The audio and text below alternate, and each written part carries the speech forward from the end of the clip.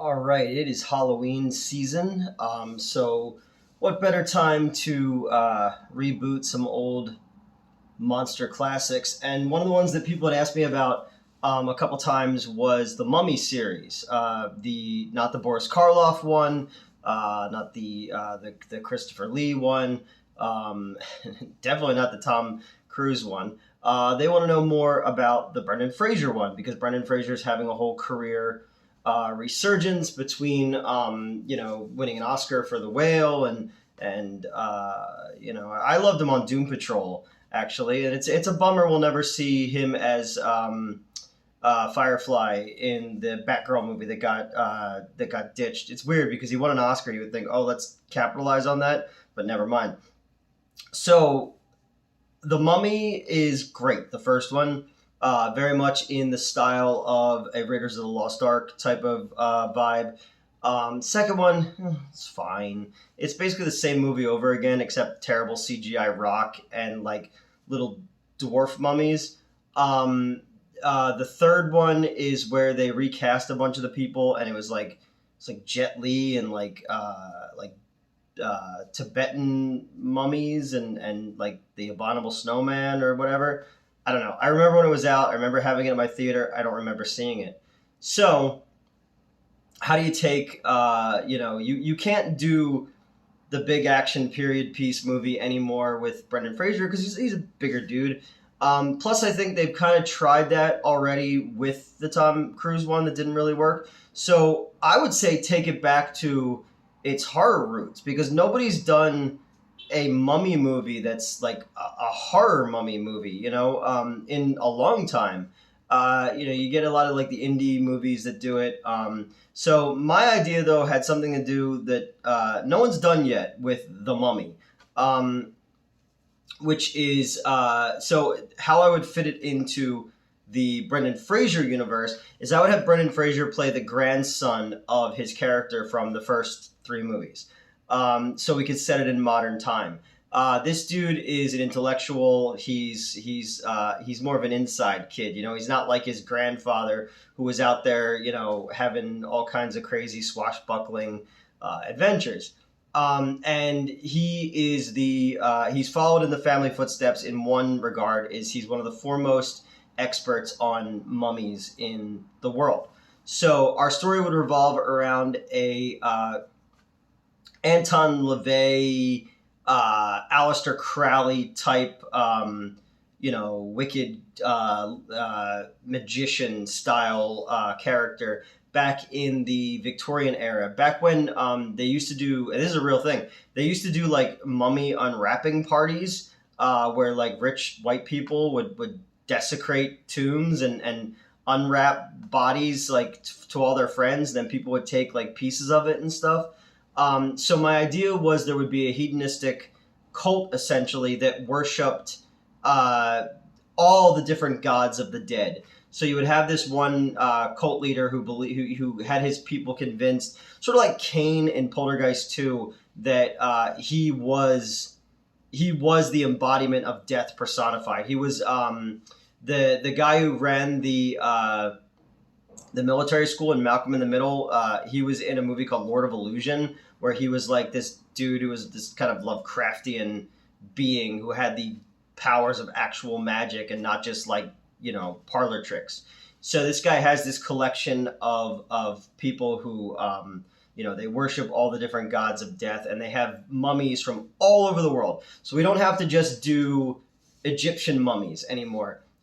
You have Aztec mummies and the bog mummies in England and Scotland. So all these different ones. So you could play with a lot of different death rituals and styles of mummification.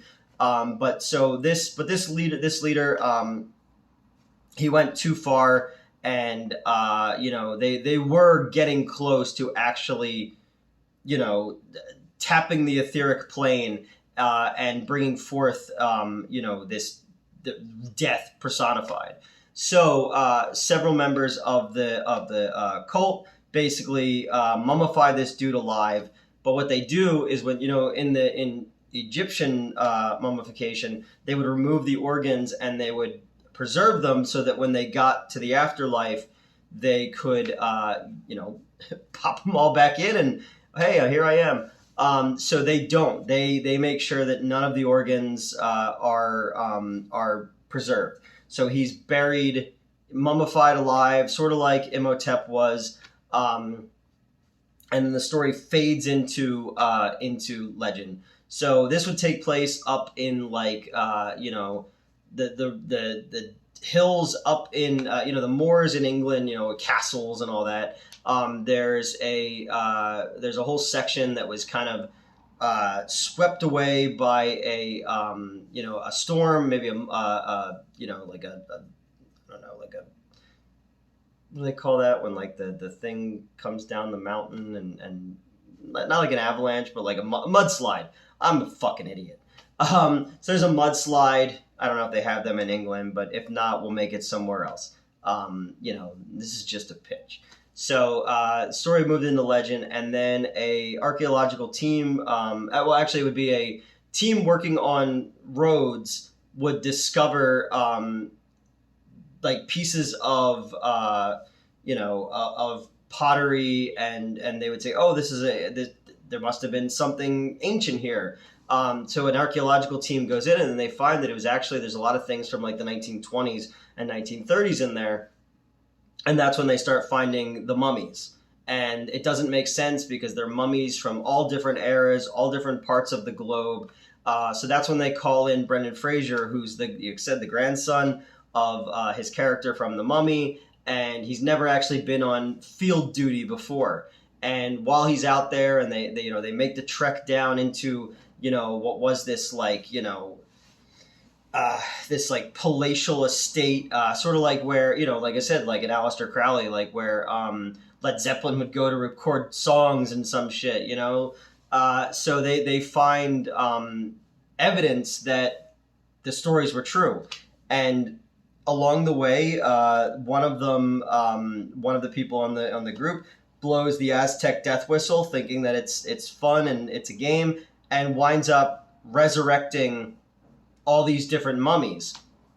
But the main idea of this is play it more like a horror film, play it more in the vein of like a Hammer horror film as well. But it's just the idea of like mummification, because and rot and dry rot of these these bodies over so much time. Because in the other one, in the first Mummy, the 99 version, the effects were fine for the time, but now you could do so much more. And look what they were able to do with zombies on Game of Thrones or on Walking Dead. Like, you could do a lot more with body horror now than you could before. But the main thing that inspired me to this was the idea that every kill, they remove a piece from the inside of that kill and put them inside the mummified husk of the leader to bring him back from the dead. And in the end,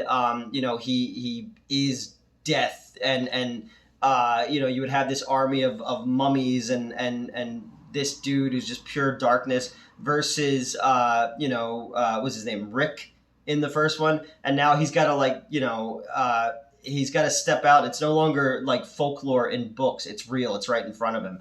But I just thought it'd be a really, really cool fucking idea to go like, oh, every time they kill, like you take the thing through the brain and pull it out, like you were told in school that how they remove the brain from mummies, and the organs taking out, they're all putting them inside of this. The mummies themselves are under his control, are putting them inside of this body to bring him back from the dead. You'd have a mummy who's wearing like an Aztec death mask, and you'd have like Tibetan mummies. And like I said, the bog mummies would be really fucking cool because they would, those are terrifying if you've never seen them. Or like the screaming mummies, like if you look those up, they're bodies that were found that like the jaw had fallen low, so it looks like they're screaming and like their hands are up like this. Even like mummified bodies, like something like a Pompeii. It would just be cool to have like these people who were perverting ancient funeral rites back in the 20s or 30s for dark magic, and again, like I said, playing with the real thing that they were doing during the Victoria era of like turning motorcycle, turning these these sacred funeral incantations and rites of these people in different in Egypt and whatever, and kind of making it like parlor games for them. So I just think that would be a really cool way to revamp the Mummy and kind of get us away from the straight up just Egyptian version of it and play with different different peoples and mummies that we hadn't seen before. And I think that'd be kind of a cool way to do the Mummy. And you have a little gore in there too, because you have the body parts, like hearts being removed and all this kind of stuff. And again, it's also the idea of like they always have like adventurers who are like, like an Indiana Jones, who's like, well, I'm a professor, but I also like can beat the shit out of dudes with my bare hands and into gunplay and stuff like that. The idea that these people who are there doing this excavation are bookworms, like they're not prepared for this. It's mummies coming alive is like something you see in a movie or read in a comic book or in a Bram Stoker novel or something like that. It's not something they're ever prepared for. So it's that idea that logic and science fails you and folklore takes over. And how does the clinical brain handle that? I think it was John Landis, who, he's a piece of shit, but with American Werewolf in London, he was just like, yeah, like if a werewolf walked into the room right now, like there's no fight or flight. You just be like, your brain wouldn't know how to compute it. So I don't know. That's my idea for how to reboot the Mummy and how to kind of tie it to the original, the original three movie. Well, people who were born in the '90s, their original three movies, and add a little bit more of Karloff in there and a little bit more of Christopher Lee and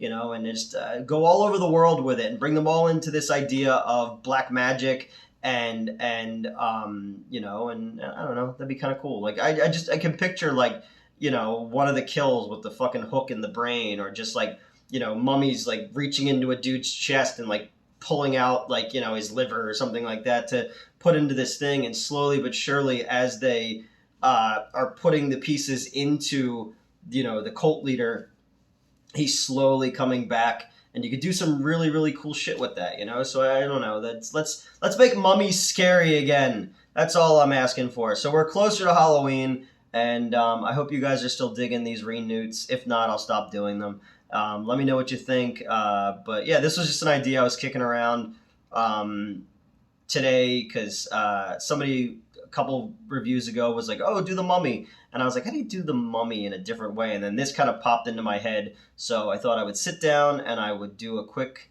13 minutes is quick for me, Not really. Oh, and this is where the magic doesn't happen. Just so you know, I'm sitting in my bedroom because I'm folding laundry. But yeah, that's it. All right. See ya.